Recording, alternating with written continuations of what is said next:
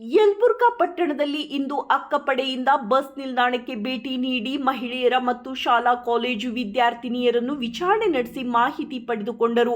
ಅಕ್ಕಪಡೆಯ police ಮುಖ್ಯ ಅಧಿಕಾರಿಗಳಾದ ಸಾವಿತ್ರಿ ಅವರು ಮಾತನಾಡಿ, ರಾಜ್ಯದಲ್ಲಿ ಮಹಿಳೆಯರ ಸುರಕ್ಷತೆಗಾಗಿ ಸರ್ಕಾರ ಮಹತ್ವದ ಕ್ರಮವೊಂದನ್ನು ಜಾರಿಗೆಗೊಳಿಸುತ್ತಿದೆ. ಕರ್ನಾಟಕದಲ್ಲಿ ಮಹಿಳೆಯರು ಮತ್ತು ಮಕ್ಕಳ ಸುರಕ್ಷತೆ ಹಾಗೂ ರಕ್ಷಣೆಗಾಗಿ ರಾಜ್ಯ ಸರ್ಕಾರವು ಅಕ್ಕಪಡೆ ಎಂಬ ಹೊಸ ಭದ್ರತಾ ಪಡೆಯನ್ನು ಪ್ರಾರಂಭಿಸುತ್ತಿದೆ. ಮಹಿಳಾ ಮತ್ತು ಮಕ್ಕಳ ಅಭಿವೃದ್ಧಿ ಇಲಾಖೆಯ ನೇತೃತ್ವದಲ್ಲಿ ಆರಂಭವಾಗುತ್ತಿರುವ ಈ ಇಲಾಖೆಯು ಮಹಿಳೆಯರು ಮತ್ತು ಮಕ್ಕಳ ಮೇಲಿನ ದೌರ್ಜನ್ಯ ತಡೆಗಟ್ಟಲು ಮತ್ತು ತುರ್ತು ಸಂದರ್ಭದಲ್ಲಿ ತಕ್ಷಣದ ಬೆಂಬಲ ನೀಡಲು ಉದ್ದೇಶಿಸಿದೆ. ಅಕ್ಕಪಡೆ ಮಹಿಳೆಯರು ಮತ್ತು ಮಕ್ಕಳಿಗೆ ಸುರಕ್ಷಿತ ವಾತಾವರಣ ನಿರ್ಮಿಸುವ ನಿಟ್ಟಿನಲ್ಲಿ ಕರ್ನಾಟಕ ಸರ್ಕಾರದ ಮಹತ್ವದ ಹೆಜ್ಜೆಯಾಗಿದೆ.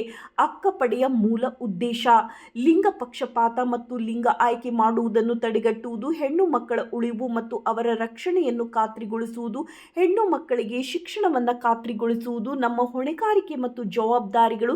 ಹೆಣ್ಣು ಮತ್ತು ಗಂಡು ಮಕ್ಕಳ ನಡುವೆ ಸಮಾನತೆಯನ್ನು ಪ್ರೋತ್ಸಾಹಿಸುವುದು, ಹೆಣ್ಣು ಮಗುವನ್ನು ಶಾಲೆಗೆ ದಾಖಲಿಸುವುದು ಹಾಗೂ ಅವಳು ನಿರಂತರವಾಗಿ ಶಾಲೆಗೆ ಹೋಗುವುದನ್ನು ಪ್ರೇರೇಪಿಸುವುದು, ಲಿಂಗ ಪತ್ತೆ ಪರೀಕ್ಷೆ ಕಂಡುಬಂದಲ್ಲಿ ಕೂಡಲೇ ವರದಿ ಮಾಡುವುದು, ವರದಕ್ಷಿಣೆ ಮತ್ತು ಬಾಲ್ಯ ವಿವಾಹವನ್ನು ವಿರೋಧಿಸುವುದು ಮತ್ತು ಸರಳ ವಿವಾಹವನ್ನು ಪ್ರೋತ್ಸಾಹಿಸುವುದು, ನೆರೆಹೊರೆ ಮಹಿಳೆಯರ ಮತ್ತು ಹೆಣ್ಣು ಮಕ್ಕಳ ಸುರಕ್ಷತೆ ಕಾಪಾಡಲು ಶ್ರಮಿಸುವುದು ಹಾಗೂ ಅವರನ್ನು ಹಿಂಸೆಯಿಂದ ಮುಕ್ತರನ್ನಾಗಿಸುವುದು, ಹೆಣ್ಣು ಮಕ್ಕಳ ಸಾಧನೆಗಳನ್ನು ಪ್ರೋತ್ಸಾಹಿಸುವುದು ನಮ್ಮ ಉದ್ದೇಶ ಮತ್ತು ಜವಾಬ್ದಾರಿ ಆಗಿದೆ.